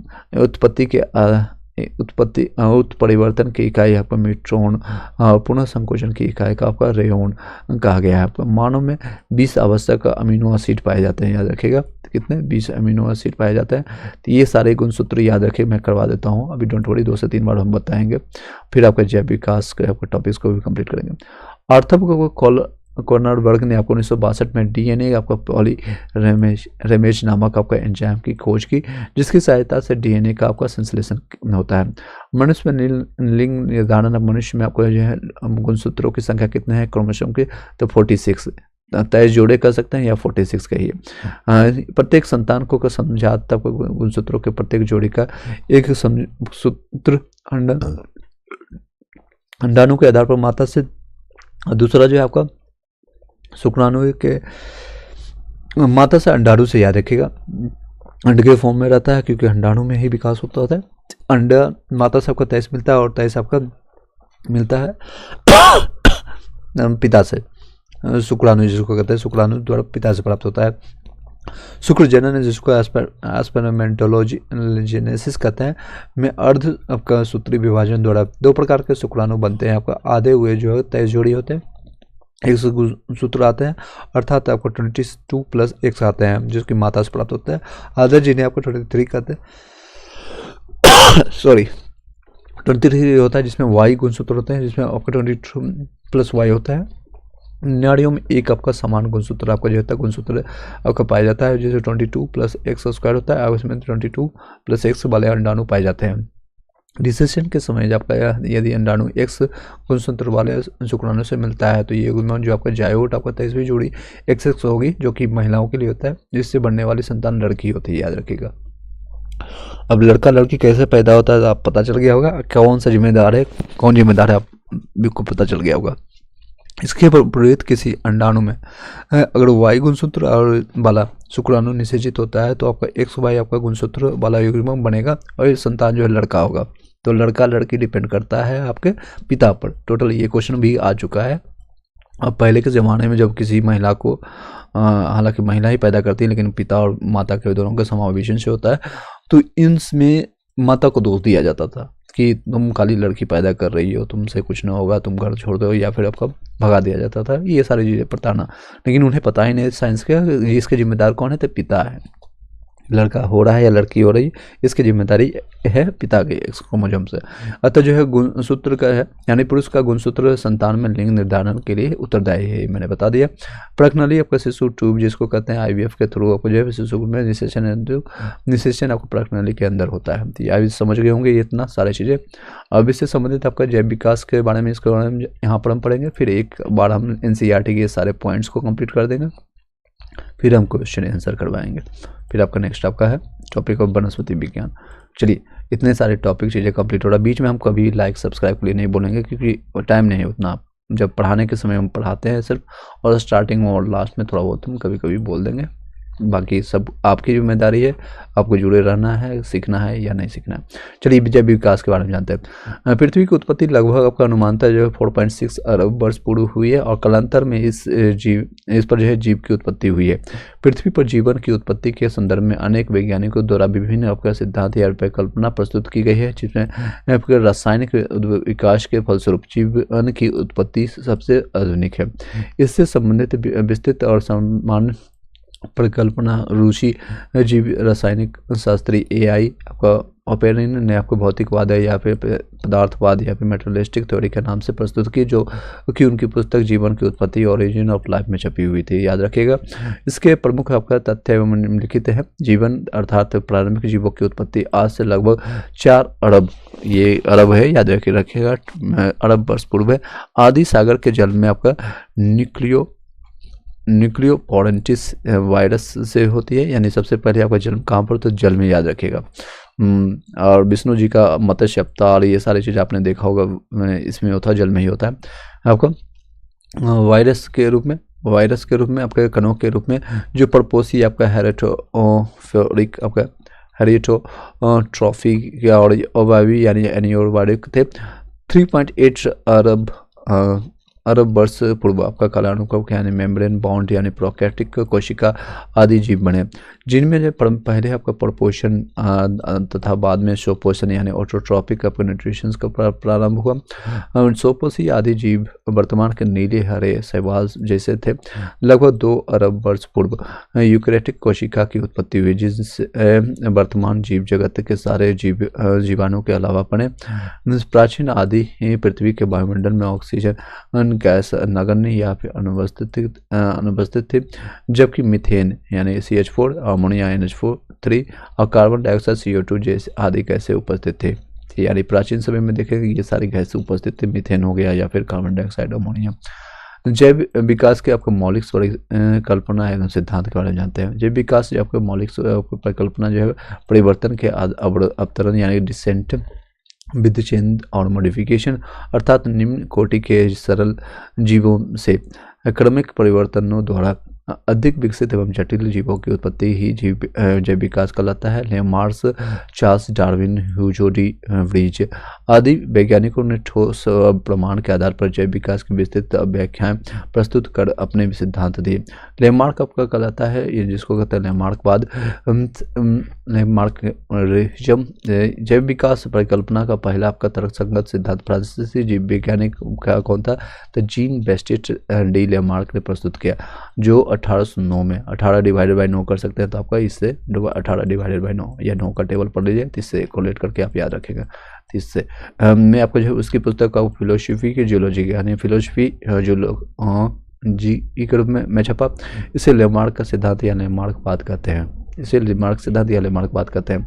मूल धारणाओं पर आधारित आपके बड़े होने की प्रवृत्ति, वातावरण पर सीधा प्रभाव, अंगों के उपयोग या अनुप्रयोग का प्रभाव, इफेक्ट ऑफ यूज और डिसयूज ऑफ ऑर्गन्स, उपार्जित लक्षणों की वंशागत गति, inheritance of acquired characters. Lamarck को भारत को उपार्जित से लक्षणों की वंशागति का सिद्धांत भी कहते हैं। अंगों के उपयोग एवं उपयोग के धारण के अनुसार अधिक प्रयोग किए जाने वाले अंग सुदृढ़ एवं व्यवस्थित हो जाते हैं, तथा वे अंग जिनका प्रयोग कम होता है वे निष्क्रिय तथा धीरे धीरे करके लुप्त हो जाते हैं। अर्थात जिराफ का गर्दन का लंबा होना या सर्पों में टांग का अभाव होना, ये सारे इसी कारण है। जितना हम उपयोग करेंगे वो विकसित रहे। जिसे अब कई लोग हैं महिलाओं का क्या होता है कि वो दिमाग का यूज कम करते थे, आने वाले समय में दिमाग ही नहीं रहेगा। कई लोग होते हैं जो कि आलसी हो, पढ़ना ही नहीं चाहते, तो वो आगे के समय में दिएंगे नहीं, इसी तरह से गायब हो जाएगा। जैसे जिराफ का ये गर्दन गायब हो गया, सांपों के जो आपका पैर गायब हो गया। तो ये देख सकते हैं घास की उपलब्धता से जो है अगली टांगों या गर्दन के कम उपयोग के कारण इनके जो है अंग कम लंबाई हो गया। तो जिसने इसका उपयोग ही नहीं किया। ऊंचे वृक्षों की पत्तियां खाने के लिए अगली जो है टांगों या गर्दन का अधिक उपयोग होने से इनकी अंगों का अधिक लंबाई बढ़ गया। तो जिस देख सकते हैं यहाँ पर बढ़ गया। नेक्स्ट है लेमार्क बार के अनुसार जो है अंगों के उपयोग या अनुप्रयोग का प्रभाव जिराफ के विकास के क्रम में होता है, यानी जेनेटिकली इस पर डिपेंड भी करता है। डार्विनवाद, यानी डार्विनवाद के बारे में जानते हैं। एक चीज़ मैं आपको छोड़ दिया था, यहाँ पर आपको मैं कंप्लीट करा देता हूँ। हाँ, क्रोमोसोम की संख्या गुणसूत्र मैंने आपको बताया था, मैं बताऊंगा, सॉरी। आपका एस्कैरिटिक्स आपका जिसमें गुणसूत्र आपको क्रोमोसोम्स की संख्या 2 होता है। मच्छर में 6 होता है, घरेलू मक्खी में 12 होता है, मटर में 14 होता है, प्याज में 16, मक्का में आपका 20, टमाटर में 24, मेढक में 26, नींबू में 18 और 36 होता है, बिल्ली में 38, चूहा में 40, गेहूं में 42, आपका खरगोश में 44, मनुष्य में 46, आलू में 48 और चिंपैंजी में 48, तंबाकू में 48। ये देख सकते हैं, आलू, चिंपैंजी, तंबाकू। घोड़ा में 64 और कुत्ता में 78 होगा, 78, और कबूतर में 80 और टेरियोकाइटिस में आपका 1300 से 1600 होता है, तो ये याद रखिएगा। तो सबसे ज़्यादा आपका ग्रेटोक्स में, फिर कबूतर में आपका 80 होता है, गढ़ में ये कहा जाता है कुत्ता। अब टॉपिक पर चलते हैं। नेक्स्ट टॉपिक आपका कौन सा है? हाँ, चलिए, डार्विनवाद क्या होता है, यानी चार्ल्स डार्विन जो इंग्लैंड के आपका जैव विकासवादी थे, इनके अनुसार जो था प्रस्तुत आपका विकासवाद का डार्विनवाद या प्राकृतिक वर्णवाद आपका जो है वर्णवाद, यानी कि थ्योरी ऑफ नेचर सिलेक्शन कहते हैं। इसकी विस्तृत व्याख्या जो है इसकी पुस्तक और प्राकृतिक चुनाव द्वारा जातियों की उत्पत्ति, जो कि 1859 में छपी थी। यह सिद्धांत निम्नलिखित तथ्यों पर आधारित है: जीवों में प्रचुर संतान उत्पत्ति, यानी कि ओवर प्रोडक्शन की क्षमता, जीवन संघर्ष यानी स्ट्रगल फॉर एग्जिस्टेंस, विभिन्नताएं और उनकी इसकी वंशागति यानी वेरिएंस, एंड देयर इनहेरिटेंस, योग्यता के अति जीविता यानी सर्वाइकल ऑफ द फिटेस्ट या प्राकृतिक चयन। नेक्स्ट है उत्परिवर्तन, म्यूटेशन थ्योरी, आपका जैव विकास का उत्परिवर्तन सिद्धांत आपका हॉलैंड के पादप शास्त्री बॉटनिस्ट हुगो डी व्रीज ने दिया। इन्होंने अपना प्रयोग सांथे प्रिमरोज आइनोथेरा आपका लेमार्कियाना यानी ऑर्नियोथेला आपका लेमार्कियाना नामक पौधे पर किया गया। इनके अनुसार जो है नई जातियाँ स्पेसीज की उत्पत्ति एक ही बार में स्पष्ट एवं अस्थायी वंशागत आकस्मिक परिवर्तनों के फलस्वरूप होती है। जाति का पहला सदस्य जिसमें उत्परिवर्तन लक्षण दिखाई देता है, उत्परिवर्तित आपका म्यूटेशन कहलाता है। जाति के विभिन्न सदस्यों में भिन्न प्रकार के उत्परिवर्तन हो सकते हैं। आपको महत्वपूर्ण तथ्य याद रखिएगा। और आर्कियोट्रैप्स जो जुरेसिक आपका जो है युग का एक सर्व पुरातात्मक परिचित था, जिसके जीवाश्म का लगभग आपका 15 करोड़ वर्ष पुराने आपको जुरेसिक चट्टानों से मिले हैं। यह सरीसृपों और पक्षियों के बीच यह का संयोजन कड़ी आपका कनेक्टिंग लिंक था, जिसमें सरीसृपों की भांति लंबी पूंछ, चोंच में दांत, उग्रपादों की उंगलियों पर आपका पंजे। इसके बावजूद यह पक्षी था, क्योंकि इसके अग्रभाग उड़ने के लिए पंखों में रूपांतरित हो जाते थे। नेक्स्ट है आपका युगलिना जो पादप एवं जंतु के बीच में संयोजक कड़ी आपका कनेक्टिंग लिंक माना जाता था। नेक्स्ट आपका नियोफाइलिनिया आपका एनालिडा और मोलस्का के बीच आपका संयोजक कड़ी था। प्रोटोथीरिया निम्न कोटि के स्तनियों का आपको उपवर्ग है। इसके अंतर्गत आपका एकिडना, बत्तख, चोची, प्लेस्टिप्स आदि जीव आते हैं। ये सरीसृपों यानी रेप्टाइल्स और स्तनधारी मैमल्स के बीच में संयोजक कड़ी है। नेक्स्ट डायनासोर, ये आपको विशालकाय सरीसृप थे जो मध्यजीवी यानी मेलोस्कोइस आपका मेसोजोइक एरा में पाए जाते थे। मेसोजोइक आपका महाकल्प में थे। मध्यजीवी महाकल्प को 3 आपका कल्पों, ट्रायसिक कल्प, आपका जुरेसिक कल्प और क्रेटेसिक कल्प में बांटा गया था। मेमथ आपका क्या कहलाता है? प्रजाति वर्तमान समय में विलुप्त है। यह हाथी एलिफेंट का पूर्वज माना जाता है मेमथ के रूप में। क्रो-मैग्नोन आपको जो होता है मनुष्य के आधुनिक मानव आपको जो है होमो सेपियंस का अंतिम सीधा पूर्वज या फिर आधुनिक मानव की उपजाति सब सेपियंस आपका होमो सेपियंस फॉसिल्स आपका होमो सेपियंस फॉसिल्स मानते हैं।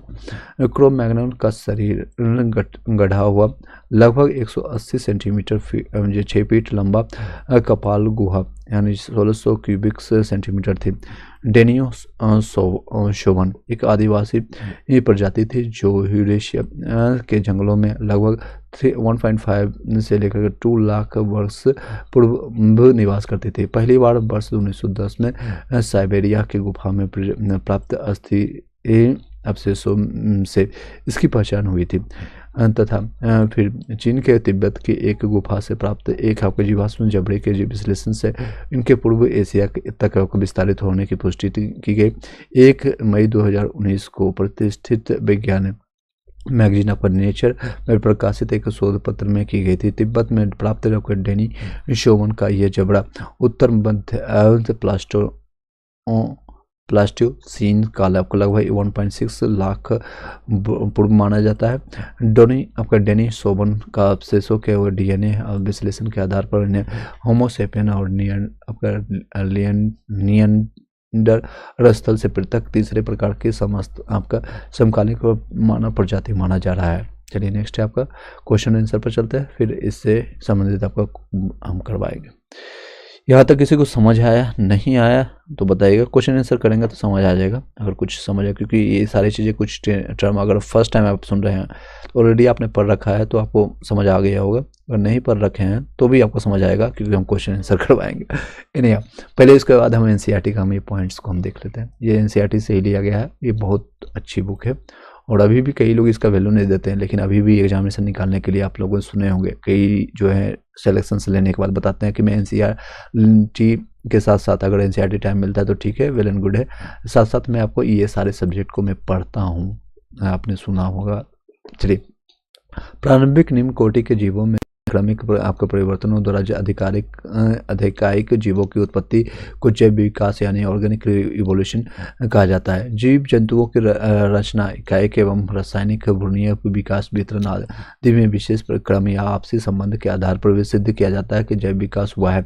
लेमार्क, डार्विन, बेबल्स, डिब्रीज आदि ने जैव विकास के संबंध में अपनी अपनी परिकल्पना को सिद्ध करने के लिए इन्हीं संबंधों को दर्शाने वाले निम्नलिखित आपको प्रमाण प्रस्तुत किए हैं। वर्गीकरण आपको वर्गीकरण से प्रमाणन मिला है, तुलनात्मक शरीर संरचना से प्रमाण मिला है, अपसेसी अंगों से प्रमाण मिला है, संयोजकता जंतुओं से प्रमाण मिला है, पूर्वजों से प्रमाण मिला है, तुलनात्मक आपको भौतिकी से प्रमाण मिला है, भौगोलिक वितरण से प्रमाण मिला है, तुलनात्मक कायिक एवं जीव रासायनिक से प्रमाण मिला है, अनुवांशिकी से प्रमाण मिला है, पशुपालन से प्रमाण मिला है, रचनात्मक समृद्धता से प्रमाण मिला है, जीवाश्म विज्ञान एवं जीवाश्मों से प्रमाण मिला है। समजात अंग किसको कहते हैं? होमोलोगस आपका ऑर्गन किसको कहते हैं? ऐसे अंग जो विभिन्न कार्यों के लिए उपयोजित हो जाने के कारण काफ़ी असामान्य दिखाई दे सकते हैं, परंतु मूल संरचना एवं भ्रूणीय परिवर्धन के समान होते हैं, समजात अंग कहलाते हैं। उदाहरण में सील के फली पर, चमगादड़ के पंख, घोड़े की अगली टांग, बिल्ली का पंजा, मनुष्य के हाथ की मौलिक संरचना एक जैसी होती है। इन सभी में होमेरस, रेडियो अल्ना, कार्पस, आपका मेटा और कार्पस आदि अस्थियां होती है। इनका आपका भ्रूणिक की विकास भी एक ही हिस्सा होता है, परंतु इन सभी का कार्य अलग अलग होता है। सील का आपका फ्लीपर तैरने के लिए, चमगादड़ के लिए देखते होंगे, चमगादड़ के पंखा को उड़ने के लिए, घोड़े के टांग दौड़ने के लिए, मनुष्य का हाथ वस्तु को पकड़ने के लिए अनुकूलित होता है। समरूप अंग होता है, एनालोगस ऑर्गन, ऐसा अंग जो समान कार्य के लिए उपयोजित हो जाने के कारण समान दिखाई देता है, परंतु मूल संरचना एवं भ्रूणीय परिवर्तन में भिन्न होते हैं। समरूप अंग कहलाते हैं, जिस उदाहरण में तितली, पक्षी एवं चमगादड़ के पंख उड़ने का कार्य करते हैं और देखने में एक समान लगते हैं, परंतु इन सभी की उत्पत्ति अलग अलग ढंग से होती है। तितलियों के पंख की रचना शरीर के भीतरीय भंज द्वारा होता है। पक्षियों के अंग जो है की रचना उनकी अग्रभागों अर्घपादों पड़ों द्वारा होता है। चमगादड़ के पंख की रचना हाथ की 4 लंबी अंगुली देखते होंगे, अंगुलियों पर बना होता है और छड़ के बीच आपका फैली त्वचा से होती है। अवशेषी अंग होता है जिसको वेस्टिबियल आपका ऑर्गन कहते हैं। ऐसे अंग जो जीवों के पूर्वजों में पूर्ण विकसित होते हैं, परंतु वातावरणीय परिस्थिति में बदलाव से इनका महत्वपूर्ण समाप्त हो जाता है होने के कारण विकास क्रम में इनका आपका क्रमिक लोप होने जाते हैं, यानी खत्म होने पर उन्हें लगता है। अब से सी अंक लाते हैं। उदाहरण में आपको कर्ण पल्प, आपका पिनियल, त्वचा के बाल, आपका जो है वर्मी पोस्ट, एपिडेमिक्स आदि आते हैं। मनुष्य में लगभग 100 आपसेसी अंग पाए जाते हैं। सर्वप्रथम प्रकाश संश्लेषी जीव रसायनों की बैक्टीरिया आते हैं। पक्षियों का विकास आपका शरीर सिर्फों में से हुआ है। जल स्थल जीवों का विकास मत्स्य वर्ग से हुआ है, जल स्थल में जितने भी है।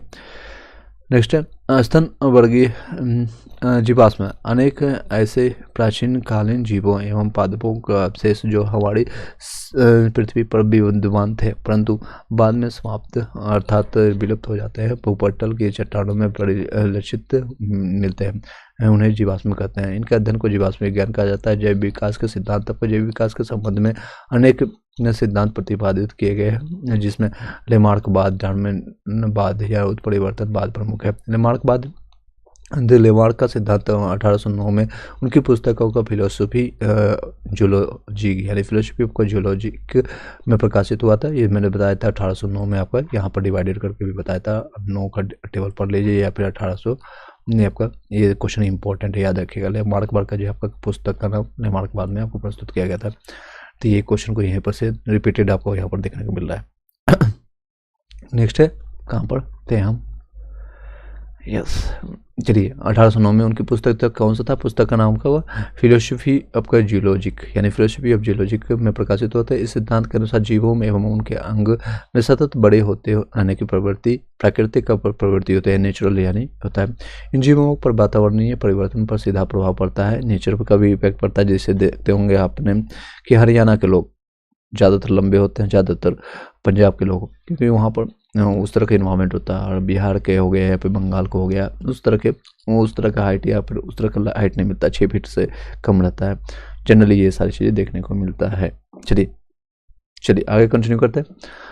इन जीवों पर वातावरणीय परिवर्तन का सीधा प्रभाव पड़ता है। इसके कारण जीवों में विभिन्न अंगों का उपयोग घटता बढ़ता रहता है। अधिक उपयोग में आने वाले अंगों का विकास अधिक है, कम उपयोग में आने वाले अंगों का विकास कम होने लगता है। जैसे महिलाओं का दिमाग क्या होता है, कम उपयोग करते हैं तो दिमाग रहता ही नहीं, कुछ समय के बाद खत्म हो जाता है, घुटने में आ जाता है। कई लोग कहते हैं ये सही है गलत है, आप लोग बताइएगा कमेंट बॉक्स में क्यों कहा जाता है। इसे अंगों के कम उपयोग और कम उपयोग या अधिक उपयोग का सिद्धांत भी कहते हैं। इस प्रकार से जीवों द्वारा उपार्जित लक्षणों की गति होती है, जिसके फलस्वरूप नई नई आपकी जातियाँ बन जाती है। उदाहरण आपको जिराफ की गर्दन का लंबा होना। डार्विनवाद यानी कि जैव विकास के संबंध में डार्विन का सर्वाधिक प्रसिद्ध आपका है। डार्विन को पूर्व अवशेष का महानतम अवशेषण अवशेष कहा जाता है। चार्ल्स डार्विन 1809 से 1882 तक उनका जीवन काल रहा है। 1831 में आपका बीगल नामक विश्व सर्वेक्षण जहाज पर पूरे आपको विश्व का भ्रमण किया। डार्विनवाद के अनुसार सभी जीवों में प्रचुर आपका संतानोत्पत्ति की क्षमता होती है, यानी सभी जीव जो है अपना संतान बच्चे पैदा कर सकते हैं। अतः अधिक आबादी के कारण प्रत्येक जीवों को अपनी आवश्यकता की पूर्ति हेतु दूसरे जीवों से आपको जीवन पर्यंत संघर्ष करना पड़ता है। देखते होंगे अभी भी टाइम में लोग अपने क्यों पैदा करते हैं बच्चे ज़्यादा ज़्यादा, ताकि उनकी एग्जिस्टेंस जिंदा रहे। और वो भले जिंदा ना रहे, कुछ समय बाद मर जाएगा, लेकिन इंसानों की अभी जनसंख्या और कई है बढ़ गई है। अभी इंसानों की जनसंख्या कम होने, कोविड जैसा काम जब आता है या फिर कोई भूकंप आता है, कुछ होता है, तो लोग हजारों सैकड़ों या लाखों लोग मरते भी हैं। एनीहाउ चलते हैं टॉपिक पर आते हैं, अभी जीव विज्ञान को समझते हैं।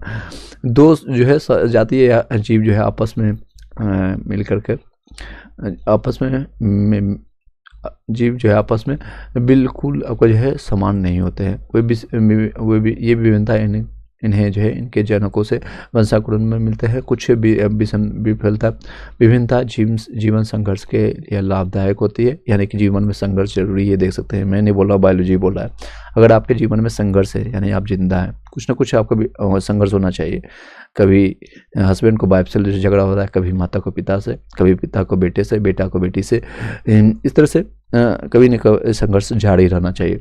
कभी आपको इंडिया पाकिस्तान से, पाकिस्तान को चाइना से, चाइना को इंडिया से। तो ये संघर्ष जरूरी है, ये जो फ्रूटफुल होता है कि आपके विकास को आपका लाभदायक होता है। जबकि कुछ अन्य जो है हानिकारक होते हैं, जिससे जीवों में भी आपको विभिन्नता है, आपको वातावरणीय दशाओं के अनुकूल होने पर बहुमुखी आपका जीवन संघर्ष में सफल होते हैं। उपयोगी ये विभिन्नता पीढ़ी दर पीढ़ी आपको एकत्रित होती रहती है। काफ़ी समय बाद उत्पन्न जीवधारियों के लक्षण मूल जीवधारियों के में से इतने भिन्न हो जाते हैं कि एक नई जाति बन जाती है। नव डार्विनवाद है, न्यू डार्विनिज्म होता है। डार्विन के पश्चात इनके समर्थकों द्वारा डार्विनवाद के को जीनवाद के ढांचे में डाल दिया गया, जिसे आपका नव डार्विनवाद कहा जाता है। इसके अनुसार किसी जाति पर कई कारकों का एक साथ प्रभाव पड़ता है, जिससे इस जाति से नई जाति बन जाती है। ये कारक है आपका विविधता, उत्परिवर्तन, प्रकृति वर्ण, जनन। इस प्रकार जो है नव डार्विनवाद के अनुसार जीवन में साधारण परिवर्तनों के परिणाम स्वरूप जीवों की नई जातियां बनती है, जिसमें आपका जीन परिवर्तन के कारण विभिन्नता बढ़ जाती है। उत्परिवर्तनवाद यह सिद्धांत वस्तुतः तो आपका हुगो डी प्राइज यानी हुगो डी प्राइज द्वारा प्रतिपादित किया जाता है। इस सिद्धांत के 5 प्रमुख आपका तथ्य निम्नवत है। नई जीव जातियों की उत्पत्ति लक्षणों में छोटी छोटी एवं स्थिर विभिन्नताओं के प्राकृतिक चयन द्वारा पीढ़ी दर पीढ़ी संचय या क्रमित के विकास के फलस्वरूप नहीं होती है, जबकि बल्कि यह आपके उत्परिवर्तन के फलस्वरूप होती है। इस प्रकार जो है इससे उत्पन्न जाति का प्रथम जो है उत्पन्न इस तरह से देख सकते हैं। ये कंप्लीट हो गया टॉपिक ऑलमोस्ट, यहाँ आपको मैंने बता दिया। क्वेश्चन आंसर पर चलते हैं, यस नो में भी आप लोग बताइएगा। चलिए क्वेश्चन, पहला क्वेश्चन है आप लोग के समकक्ष, आप बताइएगा। यूपीएससी में देख सकते हैं, आरओ यूपी में पूछा गया मेंस में 2016 में। निम्नलिखित में कौन से जो है प्राचीन या आदि पृथ्वी के अनुमंडल से संबंधित है? तो कौन सा है?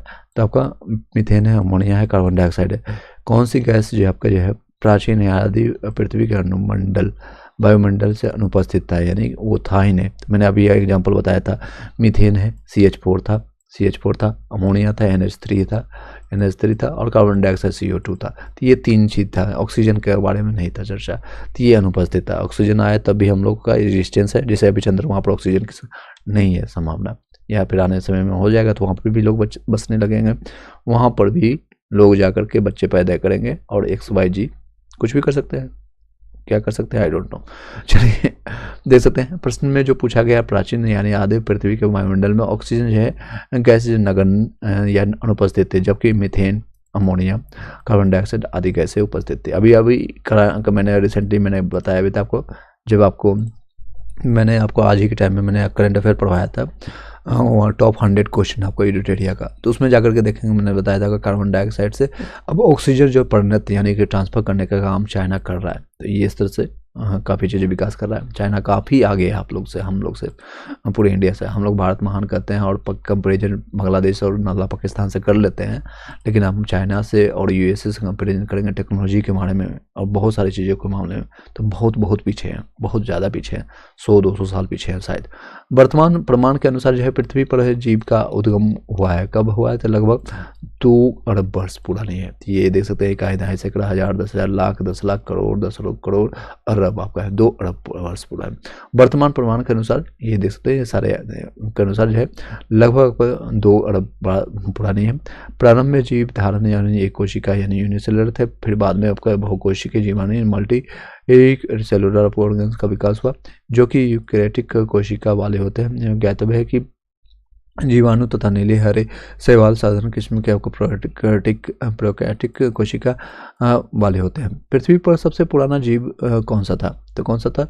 अमीबा था, या फिर आपका नीलहरित शैवाल था, कवक था, युगलिना था। क्वेश्चन का आंसर आप साथ देते जाइएगा। इसका सही जवाब नीलहरित शैवाल था। कौन सा था? तो नीलहरित शैवाल था। चलिए जितने लोग ज्वाइन कर रहे हैं और लाइक करके शेयर कर दीजिएगा। 71 लोग अभी देख चुके हैं। चलिए नेक्स्ट है, पृथ्वी पर सबसे पुराना आपका जीव आपका जो है नीलहरित शैवाल है। ये ऐसे प्रथम जीव है जिन्होंने सूर्य के प्रकाश, जल के प्रयोग से भोजन का निर्माण करना प्रारंभ किया था। इस प्रकार से प्रक्रिया से उत्पन्न हुई ऑक्सीजन जैसे गैस आपको वायुमंडल में फैलने लगी, जो अन्य जीवों के विकास में सहायक हुई। डार्विन द्वारा आपका प्रस्तुत प्राकृतिकवाद यानी वर्णवाद निम्न में से किस पर आधारित है? तो आपका किस पर है? तो ओवर प्रोडक्शन पे, struggle of for the existence and variance के लिए, आपका सर्वाइवल ऑफ द फिटेस्ट के लिए। तो ये कौन सा है? तो ये चारों चीज़ों पर, तीनों पर डिपेंडेंट है, सर्वाइवल ऑफ फिटेस्ट और आपका ये सारी चीज़ों पर डिपेंडेंट है। चलिए नेक्स्ट क्वेश्चन पर चलते हैं। बहुत सारे इंपॉर्टेंट क्वेश्चन हैं इसमें, जितने भी क्वेश्चन आप तेजी से कंप्लीट करा जाएंगे और ये उसके बाद ये टॉपिक खत्म होगा, फिर वर्गीकरण के बारे में टॉपिक हो जाएंगे। चलिए आई होप कि इंटरेस्टिंग लग रहा होगा, यस नो में भी आप लोग बता दीजिएगा। चलिए नेक्स्ट क्वेश्चन आप लोग के समकक्ष है इस तरह से 6 नंबर क्वेश्चन पर जाएंगे।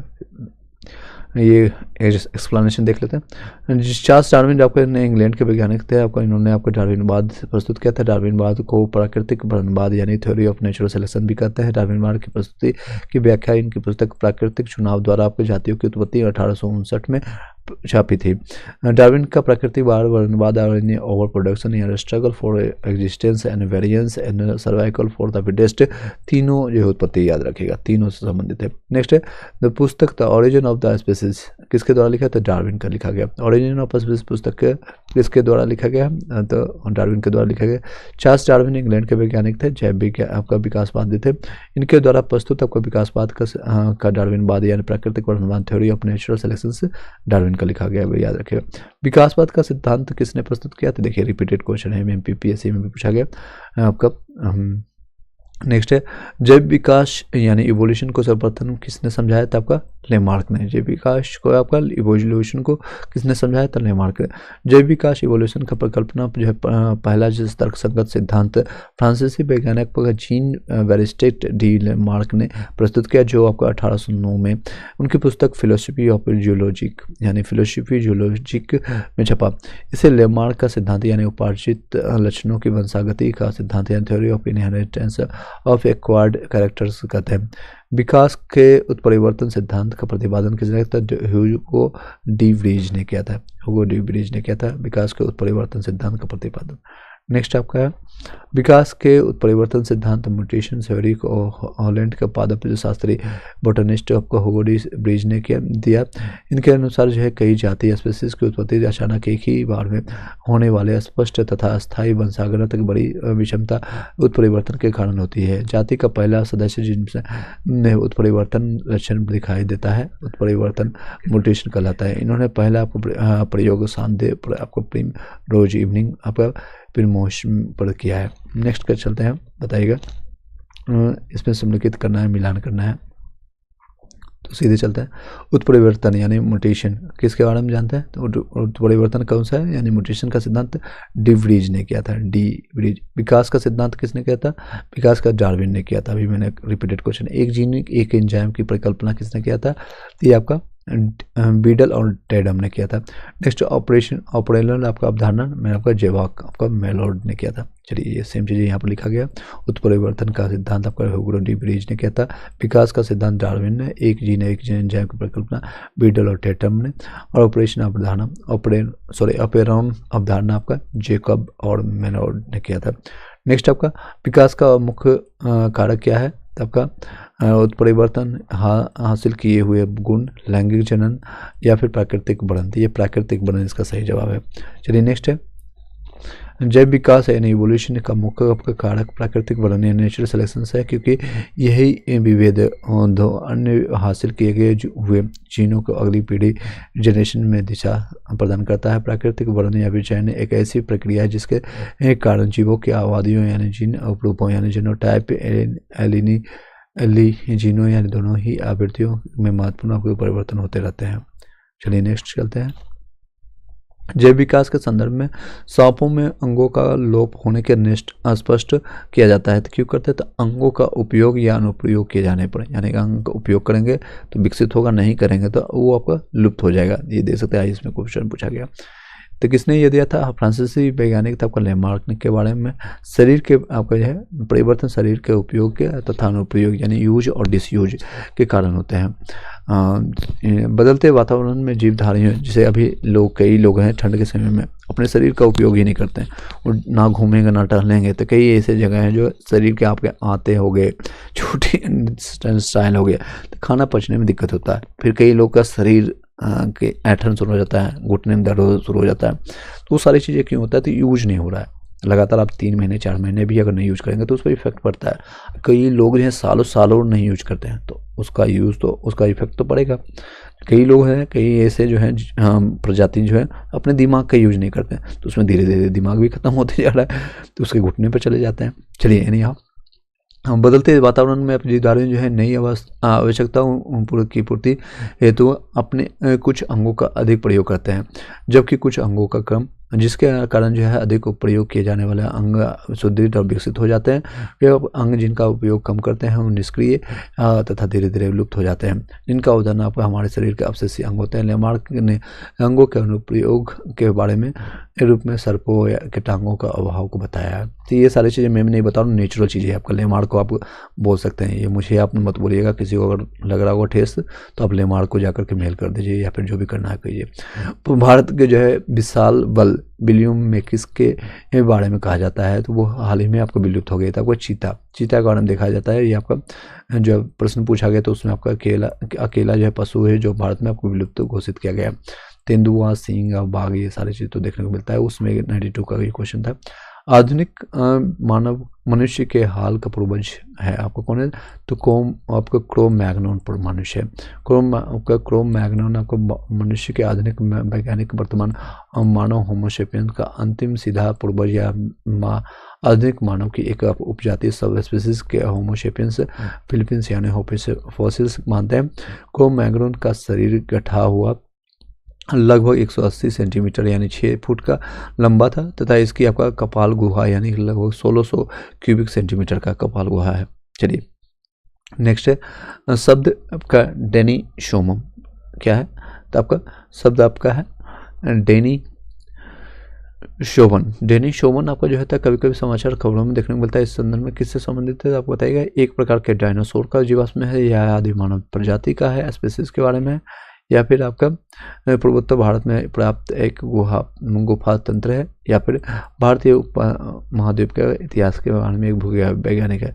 तो ये आपका सही जवाब आपका बी है। इसमें एक आदि मानव जाति है, स्पीसीज है डेनिसोम्स। शब्द आपको रिसेंटली आपका समाचार न्यूज़ में 2019 का ये क्वेश्चन है, तो उसमें कोविड के समय में आपको उससे पहले आपका ये न्यूज़ देखने को मिला है। फिर से बता देते हैं इसके बारे में जानकारी देते हैं। डेनिसोम एक आदि मानव प्रजाति थी जो यूरेशिया के जंगलों में लगभग 1.5 से 2 लाख वर्ष पूर्व निवास करती थी। पहली बार ये वर्ष 2010 में साइबेरिया की गुफा में प्राप्त अवशेषों से इसकी पहचान हुई थी, और फिर चीन के तिब्बत में की एक गुफाओं से प्राप्त एक जीवाश्म जबड़े के निश्लेषण से उनकी पूर्व एशिया तक विस्तारित होने की पुष्टि की घोषणा की। 1 मई 2019 को प्रतिष्ठित विज्ञान मैगजीन आपका नेचर में प्रकाशित एक शोध पत्र में की गई थी। तिब्बत में प्राप्त आपका डेनिसोमन का यह जबड़ा उत्तर मध्य आपका प्लास्टोसिस काल आपका लगभग 1.6 लाख वर्ष पूर्व है। ये डेनिसोमन के अवशेषों के यानी विश्लेषण के आधार पर इन्हें होमोसेपियंस और लिएंडर स्तर के से पृथक तीसरे प्रकार की समकालिक मानव प्रजाति माना जाता है। तो इस तरह से देख सकते हैं, साइंस को कोरिलेट कर करके साइंस और टेक कर सकते हैं, तो बायोलॉजी का क्वेश्चन पूछा जाता है। चलिए, नेक्स्ट है। अभी इसलिए करंट पढ़ना जरूरी है। करंट नहीं पढ़ेंगे तो आपका साइंस टेक का भी छूटेगा क्वेश्चन, इकोनॉमिक्स का भी छूटेगा, पॉलिटी हिस्ट्री का कई क्वेश्चन छूटेंगे। तो जितने भी लोग कनेक्टेड है सभी सब्जेक्ट पर बराबर ध्यान दीजिए, अदरवाइज आपको फिर बाद में दिक्कतें होंगी, बहुत दिक्कतें होती हैं। चलिए, नेक्स्ट है ऑर्कियो आपका टेरेसिस आपका क्या होता है? तो जुरासिक युग का आपका जो है सर्व पुरातन आपको पक्षी के रूप में जानते हैं। ऑर्कियो आपका प्रोनाउंसिएशन आप देख लीजिएगा, इसमें देखते जाइएगा। ऑर्कियो आपका टेरेसिस आपका जो है जुरासिक युग का एक सर्व आपका पुरातन पक्षी था जिसके जीवाश्म यानी फोसिल से लगभग 15 करोड़ वर्ष पुराने जुरासिक चट्टानों से मिले हैं। ये सरीसृप यानी पक्षियों के बीच आपका संयोजक जंतु था जिसमें सरीसृपों यानी रेप्टाइल्स की भांति लंबी पूंछ, चोंच में दांत, अग्र पादों की अंगुलियों पर पंजे थे। फिर भी यह पक्षी था क्योंकि इसके अग्रपाद उड़ने के लिए पंखों में रूपांतरित हो चुके थे। यह जंतु जैव विकास यानी ऑर्गेनिक रिवोल्यूशन को